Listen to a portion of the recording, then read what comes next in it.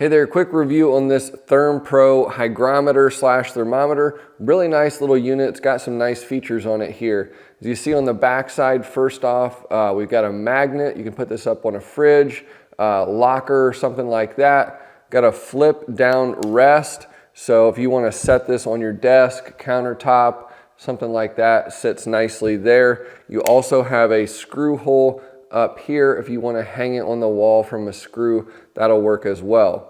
As you can see, we've got our temperature and our humidity level readout on the front. Very easy to see, nice big bold letters. On the back, you've got a button here that will switch between Fahrenheit and Celsius. I'll go ahead and push the button, and there you can see we switch to Celsius. Go back to Fahrenheit there. I've reviewed a number of ThermoPro products. They're really nice quality products. You can tell whenever you use them. They also have a great brand name that goes across the whole range of the products they make in this niche area of thermometers. So good overall unit, great price point. I would recommend it.